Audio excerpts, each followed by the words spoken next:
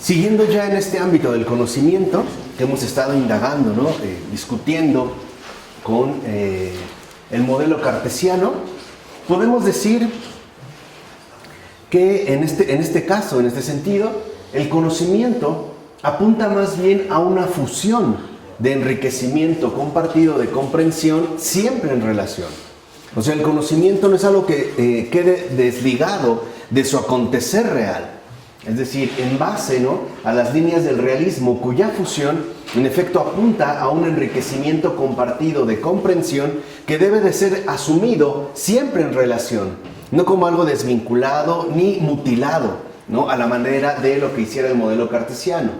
Y el gran beneficio de dicha fusión consiste en que nos permite salir de los propios equívocos a través de modificar nuestras propias ideas o falsas representaciones con sencillez y humildad. No siempre tendríamos pues el campo de la objetividad, cuya relación nos permite alimentarnos de ese enriquecimiento compartido. En síntesis, puede decirse que el conocimiento siempre nos permite ir más allá de nuestras representaciones. Justo lo contrario a lo que pareciera sostener Descartes, ¿no?, dentro de esta figura mediacional que ya expusimos al inicio, ¿no? Es realmente el conocimiento el que nos permite, en base a esa relación permanente de enriquecimiento compartido, el que nos permite ir más allá de nuestras representaciones, justamente sacándonos del encierro subjetivo que se niega a reconocer, descubrir y recibir las muchas y novedosas aportaciones que siempre nos ofrece la realidad a través de sus fecundas y concretas manifestaciones de ofrecimiento, que es justo aquello de lo cual el modelo cartesiano nos priva, ¿no?, de este ofrecimiento, o sea, de estas muchas y novedosas aportaciones. En efecto, las cosas se nos ofrecen para ser comprendidas cada vez mejor, siempre más y mejor cada vez. De tal manera que en este enriquecimiento compartido, nuestro conocimiento se va enriqueciendo gradualmente en la medida en que nosotros nos compenetramos o, digamos, nos mantenemos en fidelidad de relación con el ofrecimiento mismo de las cosas. De tal manera que nosotros vamos adquiriendo una mayor plenitud de enriquecimiento. En este caso, hablamos del conocimiento. Por eso el conocimiento no denigra la realidad, sino que la dignifica en su misterio concreto. Es decir, según la solicitud que nos dirige para lograr siempre una comprensión cada vez más clara y fiel de nuestro entorno, que de hecho hace resaltar nuestra humana insuficiencia, que tal parece querer esconderse u ocultarse bajo el engañoso episodio del reemplazo mental, que es justo lo que nosotros estamos aquí impugnando, ¿no? Es justo aquello hacia lo cual nosotros nos oponemos.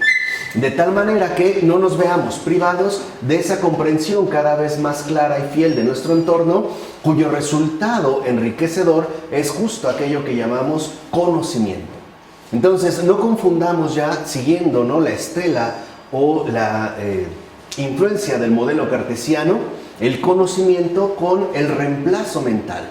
Así pues, el objetivo del conocimiento apunta al hecho de descubrir, con sorpresa y gratitud, una realidad rebosante de aportación que es independiente de nosotros, que no ha sido creada por nosotros y que tampoco es establecida por nosotros.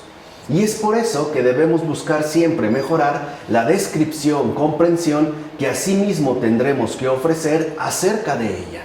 De tal manera que si las cosas se nos ofrecen, ¿no?, y eso es lo que constituye el perfil más sustancial de su ser, lo más sustantivo de la cosa es su acto de ofrecimiento, a nosotros nos corresponde, en fidelidad de relación, ofrecer cada vez más, ¿no?, una dimensión de comprensión mucho más fiel, mucho más profunda, mucho más certera.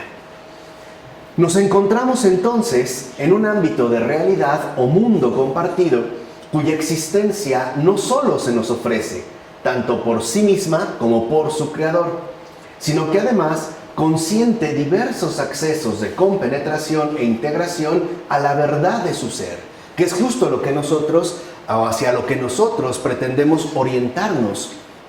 En este caso, a la verdad de su ser. ¿Qué es la verdad de su ser? ¿Cuál es la verdad del ser de las cosas? Su real riqueza de aportación que sustenta el humano privilegio de poder conocer. Y por eso, aunque podamos conocer bastante acerca de algo, y quizá mucho, aún hay muchas cosas y aspectos de estas cosas que definitivamente no conocemos, ya que el conocimiento es ejercicio de compromiso o profundización en fidelidad. Así, aunque uno indagara a fondo en una cierta cosa, al final nos vamos a topar con el misterio. Porque no es obra nuestra, es algo que se nos ofrece, ¿no?, tanto por sí misma como por su creador. Por eso el conocimiento es un ejercicio de compromiso en fidelidad. Es ir profundizando cada vez más y de mejor manera en la verdad de su ser. Aquello que en efecto se nos ofrece hasta empezar a sondear esos, digamos, alumbramientos iniciales del misterio. Puede decirse entonces que lo real es un campo fértil, digno de ser recorrido y explorado en paulatina unificación de gradual compromiso. Y esto es precisamente lo que nos anima a seguir adelante. Es decir, más allá de las propias ideas y de su errónea uniformidad representacional, que en todo caso conduce más bien al modelo mental del desconocimiento basado en la autoría cartesiana del yo, que es justo lo que nosotros hemos denunciado, ese modelo mental del desconocimiento. No se puede hablar realmente de conocimiento, sino de un reemplazo mental cuyo resultado no es otro más que el desconocimiento y que proviene precisamente de la autoría cartesiana del yo. Pero, ¿qué ocurre realmente con ese yo que menciona Descartes? ¿Qué ocurre realmente con ese cogito que parece jugar un papel no solo primordial, sino fundante en el caso del planteamiento cartesiano?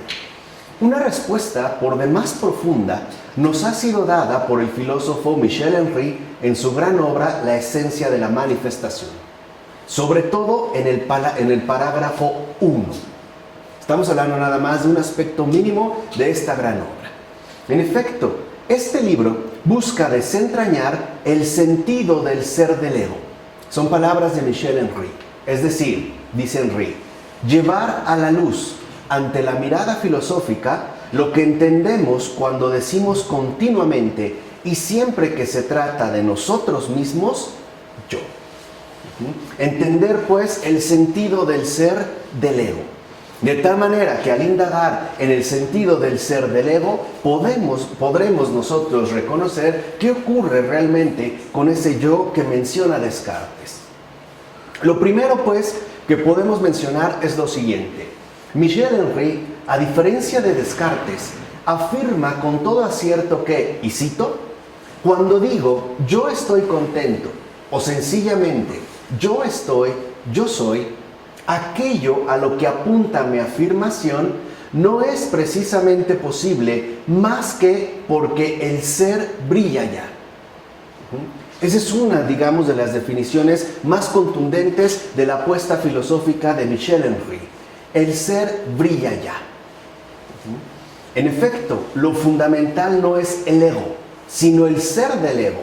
Es decir, en palabras de Henry, el ser en y por el cual el ego puede surgir a la existencia y adquirir su ser propio. Dicho de otra manera, lo primero que pone al descubierto Michel Henry es que cuando nosotros decimos yo, ese yo no es fundante de sí mismo, sino que se apoya en ese precedente luminoso que de hecho lo respalda y asimismo lo sostiene. Esa es la esencia de la manifestación, que es justo lo que ha tratado de poner al descubierto Michel Henry en su primera obra, ¿no? Cuando digo yo, no estoy autofundando absolutamente nada. Me estoy más bien respaldando E incluso podemos decir, me estoy sustentando en ese brillo primordial del ser que ya está dado, en aquello que realmente lo sustenta, digamos, absolutamente todo. Y es justo a que el ser brilla ya, que entonces el yo puede adquirir un perfil propio de manifestación.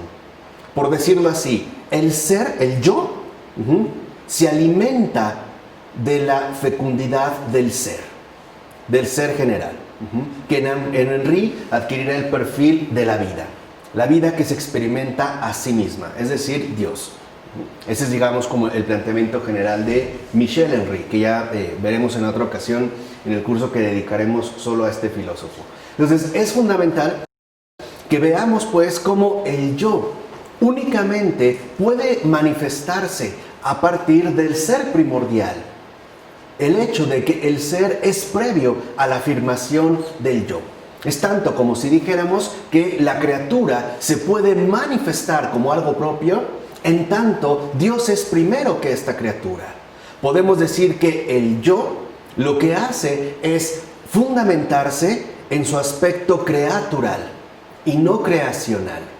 El yo en este caso, el ego, pues, no existe por sí mismo, sino que el yo es respaldado por el ser que en efecto lo nutre y lo sostiene. Esto significa entonces que el comienzo cartesiano no es en verdad radical, como Descartes mismo sugiere, por ejemplo, en sus meditaciones metafísicas. Llegar a un punto radical del cual no sea posible dudar y que funcione como la piedra angular de la construcción de todo el edificio posterior. ¿Por qué? Porque el yo no es posible más que sobre un fundamento que el propio Descartes no ha explicitado y que de hecho es más radical y por ende más fundamental que él.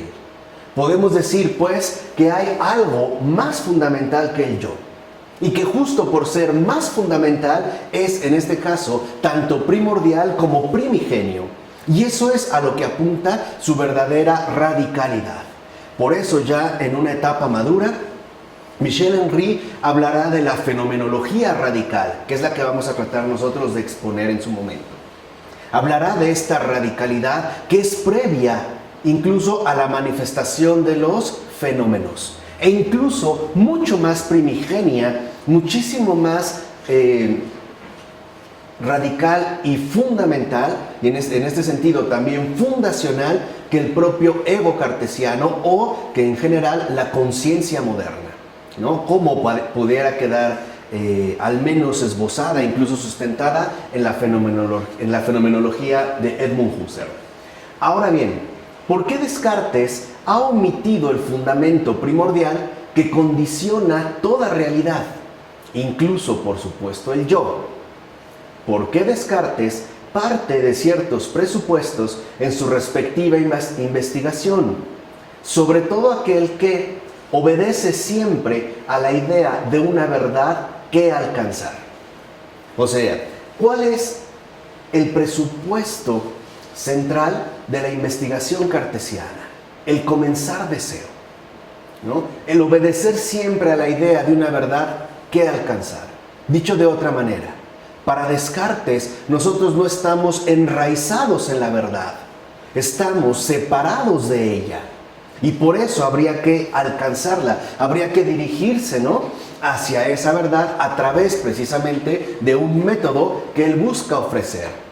De tal forma que entonces para Descartes la verdad no es un inicio, tiene que ser, en pocas palabras, una conclusión.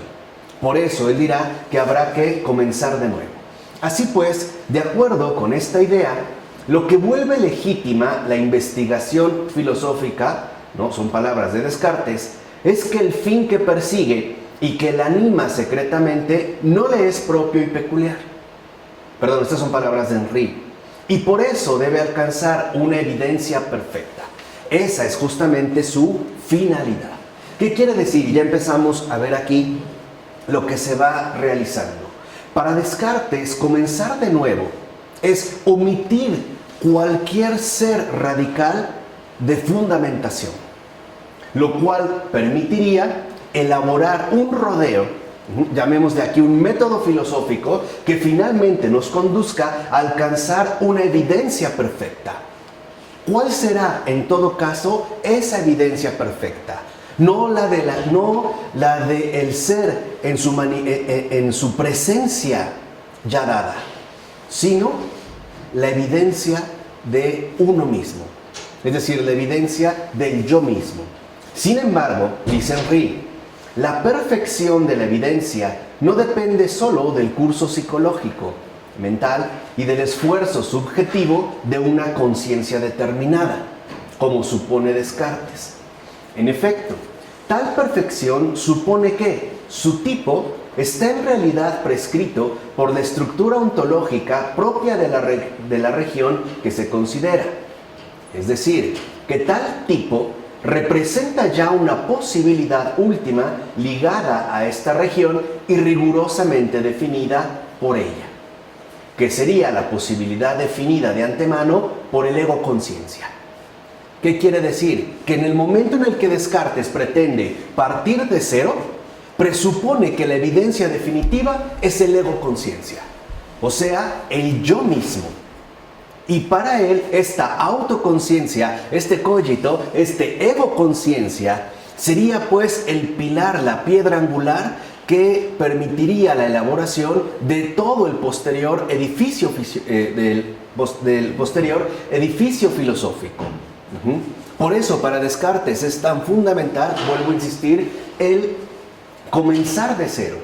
Ciertamente, pretender obtener una evidencia adecuada y hasta perfecta en relación con un objeto al que tanto su estructura como su género regional está ya condicionado, limita su manera de darse, pues excluye por completo y desde el principio la posibilidad de una presentación no conforme al tipo de evidencia que se busca.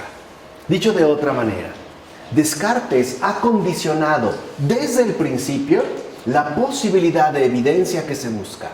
O sea, el resultado no puede ser otro más que el que presupone el tipo dado por la región en la cual él se basa, es decir, el ego conciencia. Empezar de cero para llegar a mí mismo, para llegar finalmente al cogito ergo sum. ¿Se va entendiendo?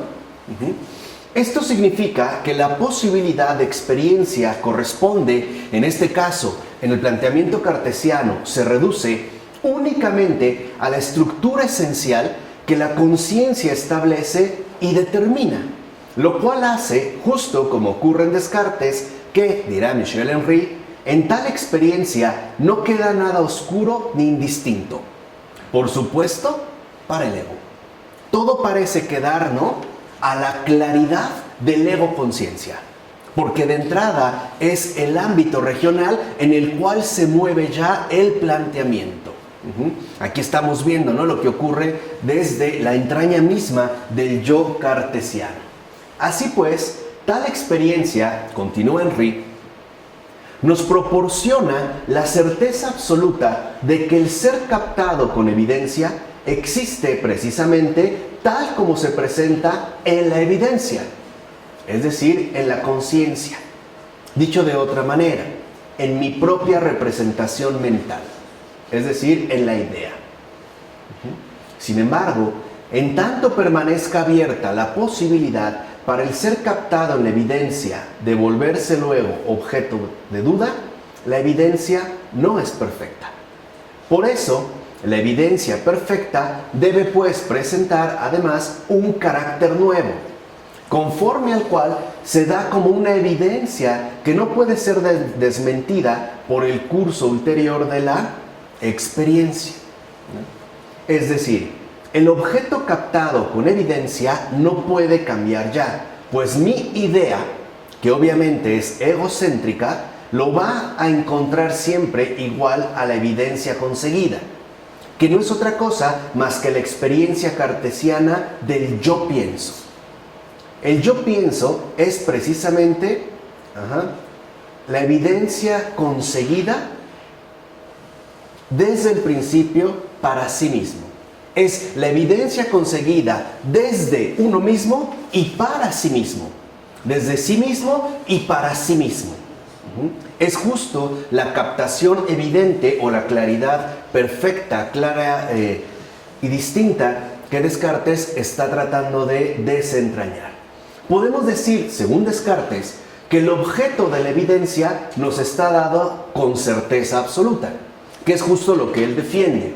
Y por eso puede adquirir en la investigación el papel de un verdadero e indudable comienzo, que es el yo pienso, el cogito, ¿no? Estamos tratando de entender qué ocurre con este yo.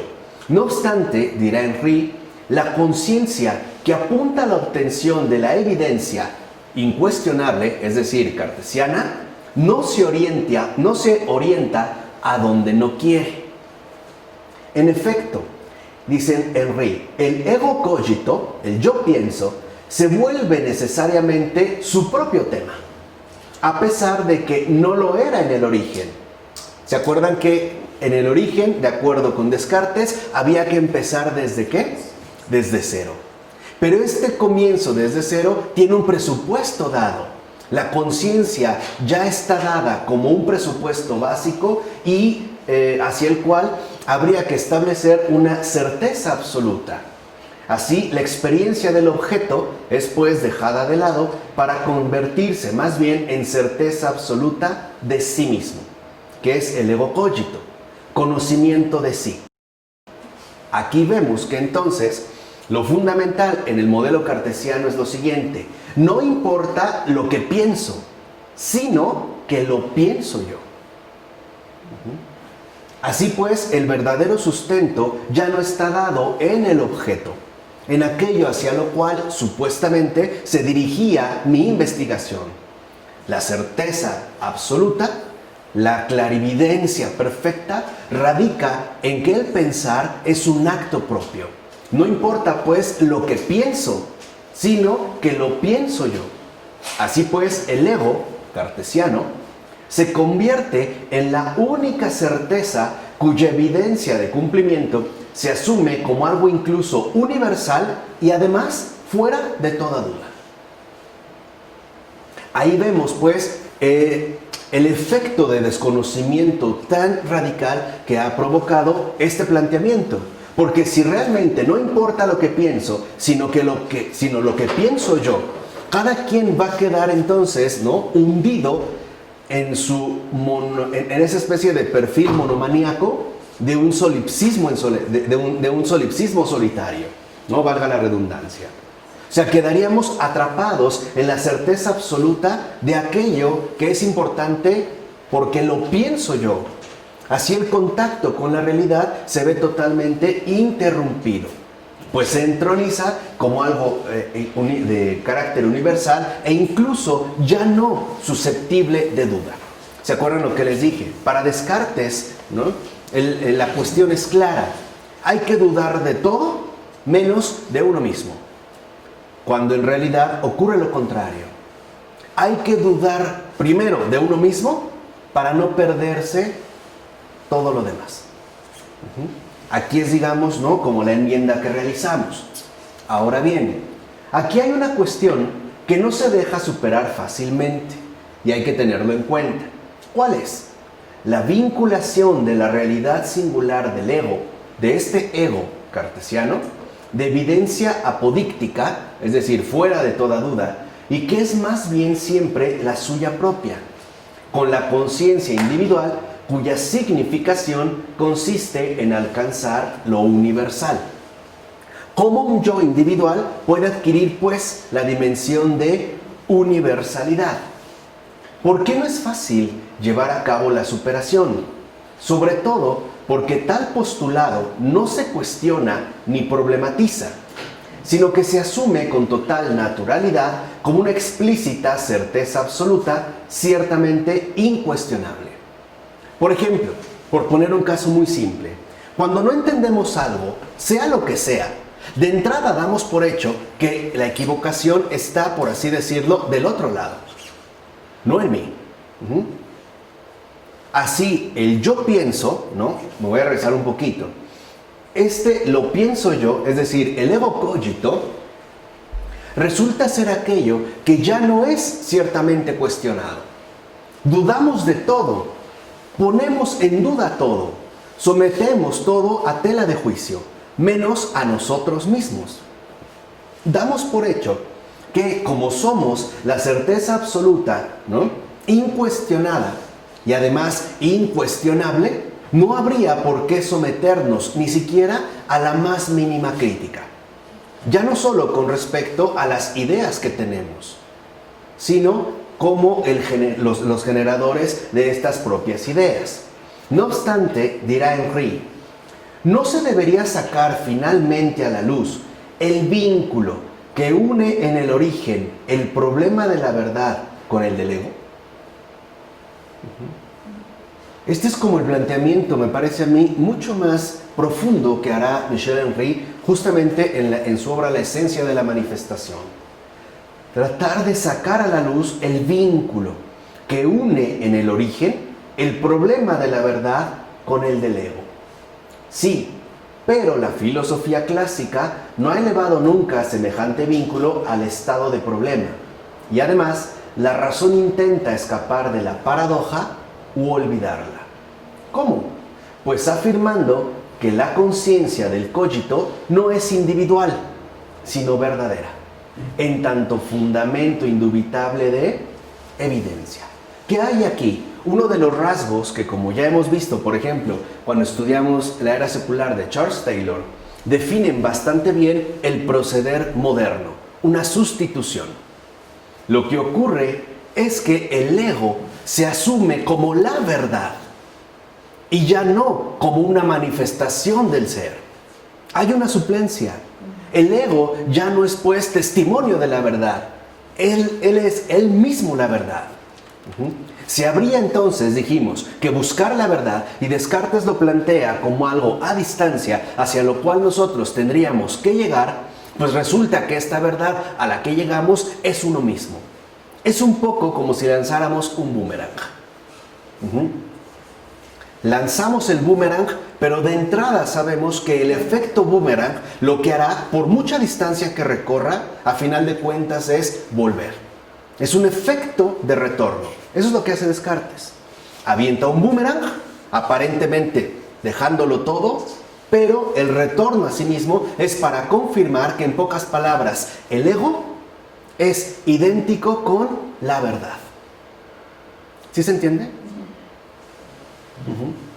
¿No? ¿Se me perdieron un poquito? A ver, vamos a tratar de masticarlo un poco más, ¿no? De digerirlo. Si digo yo pienso, para Descartes, esta afirmación de carácter indubitable, apodíctica, significa que el cogito es la verdad misma.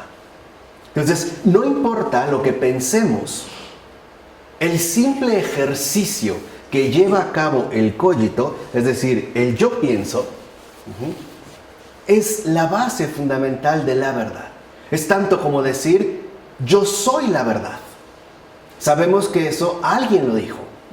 Ahora Descartes lo atribuye a la propia conciencia pensante, al ego cogito. Entonces, establecer esta base fundamental significa que el cogito ya no es asumido en su realidad concreta, es decir, como un rasgo de individualidad, sino como la verdad misma. Entonces, cada quien tiene su verdad. Claro. Entonces, decir yo soy la verdad quiere decir que yo pienso. Ego cogito. Por eso ya no se cuestiona. Es lo que yo les comenté hace un momento. Si yo no comprendo algo, lo que sea, ¿no?, para mí lo problemático está en aquello. Está del otro lado, no en mí. Es más, incluso las afirmaciones que yo pueda sacar al respecto tampoco están sometidas a ningún tipo de duda. Porque, y eso es, me parece a mí, la aportación más tóxica de Descartes, ahí donde hay un yo, ahí está la verdad, punto. Es como dicen que si yo no veo algo, no sé si existe, algo que dice que no existe. Sí. Si yo no lo conozco, Claro. que no existe. Y aquí eso es, digamos, como el paso que en términos filosóficos Descartes da. Y es un paso enorme. Porque entonces, ¿en dónde ahora es colocada la verdad? En el ego cogito, en el yo pienso. Es una verdad enteramente subjetiva. Esto significa que, entonces, primero, la certeza absoluta que plantea Descartes es una evidencia apodíctica del propio cogito. Y dos, que dicho cogito es el único motivo evidencial de una posición filosófica ego-racional. En efecto, dice Henry, la evidencia es precisamente la unidad de la posición racional con el dato que la motiva. En pocas palabras, ¿qué es la verdad? El sí mismo. ¿Qué es la verdad? El yo mismo. El sujeto pensante. El ego cogito. Así pues, en el caso del cogito, esta unidad reviste una forma privilegiada en razón del carácter específico de la región de ser de la que la intuición extrae su contenido. Es decir, que tal unidad, ahora ya el yo, engendra una posición racional cuya validez no puede ya ponerse en duda. Por eso un perfil moderno es ni siquiera, ¿no?, ocurrírsele a alguien dudar de sí mismo. ¿Estaré equivocado yo? Ya no. Porque ahora este yo ha adquirido un estatus de incuestionabilidad. ¿Por qué? Porque ha coincidido dentro de esta unidad con la verdad. De tal manera que el yo es en sí mismo la verdad. Todo lo demás puede ser descartado, menos a sí mismo. De este modo, Descartes encuentra una verdad primera que tiene que ver precisamente con el autoposicionamiento que el ego asume de modo supuestamente absoluto y racional. El cogito ego será entonces el primer elemento de una ciencia racional que realiza en sí mismo su proyecto de autorrealización o unidad, donde el yo, el ego y la verdad se conjugan. Así pues, ya no importa lo que expresemos, sino que lo estamos expresando racionalmente. Así, aquello que exprese el cogito es verdad. Es más, podríamos decir, es la verdad. Para Descartes, tal autoposicionamiento es justamente el punto de partida, el comienzo definitivo a partir del cual todo lo demás quedará establecido. ¿Qué quiere decir? Lo objetivo se relativiza, se banaliza. El cogito encuentra en sí mismo la verdad y por eso la conciencia de sí puede ya vivir en la certeza indudable que le aporta su mismidad en tanto permanezca fiel a sí mismo. Duda de todo, menos de ti mismo. Esa es la conciencia de sí. Esa es la entronización, el empoderamiento del cogito. Y por ello, a partir de Descartes, tal parece que se nos ha fomentado justo esta fidelidad a uno mismo. No renuncies bajo ninguna circunstancia a ti mismo. Esa es la exigencia que te implanta el ejercicio de la racionalidad. En otras palabras, ¿qué significa entonces ser racional? No dudar de uno mismo. Asumirse, ¿no? Asumir nuestro propio ego con la verdad. Y mantenerse fiel a uno mismo sin tener en consideración todo lo demás. Eso es lo que hoy se considera racionalidad, ¿no? Digamos dentro de este modelo. No obstante, como dice Michel Henry, la razón debe ser comprendida en un sentido ampliado, es decir, no limitada en exclusiva a la evidencia del cogito que Descartes define, sino en conexión con el conjunto de posiciones que hallan su fundamento primero en modalidades racionales, no precisamente egolátricas. Y eso es justo lo que se puso en marcha a partir del modelo cartesiano, la egolatría. O sea, la adoración de uno mismo. Hoy decimos que somos egocéntricos. La expresión no es tan precisa. Somos egolátricos. Si algo vivimos es la egolatría, ¿no? ¿Por qué? Porque en la evidencia, finalmente, lo que ha salido a la luz es uno mismo. ¿A qué ha llegado Descartes? ¿Cuál ha sido su certeza absoluta adquirida? Yo pienso. Y esto coincide justamente con el establecimiento moderno de la egolatría. En tal caso, dice Henry, el ser del ego pierde su privilegio exclusivo a medida que se cumple el esfuerzo de la conciencia filosófica por igualarse a su propia tarea, realizar en toda su amplitud una visión racional del ser no reducido a mí mismo, donde el ser no equivale al yo. Es decir, un ser finalmente rescatado del aprisionamiento cartesiano. Y es esto precisamente lo que corresponde en todo caso a la metafísica, En tanto, revitalización del pensar atento a lo que es. Por favor, yo a estas alturas ya les pido que vayan teniendo una buena acumulación y una buena retención de elementos primordiales. Cada vez que nosotros hablamos de metafísica, en filosofía católica, estamos hablando de la revitalización del pensar atento a lo que es. Eso es metafísica. Un ejercicio potente de intelección. Una inteligibilidad, un esfuerzo de inteligibilidad atento a lo que es. Eso entendamos justamente por metafísica. Y nada, por favor, ¿no?, de los nefastos cursitos de metafísica 4 en 1. Y esos libritos que dicen que son metafísica y que no son más que brutalidades, falsedades y las peores tonterías que uno puede, o a los que uno podría tener acceso. Metafísica, revitalización del pensar atento a lo que es. Esto es metafísica.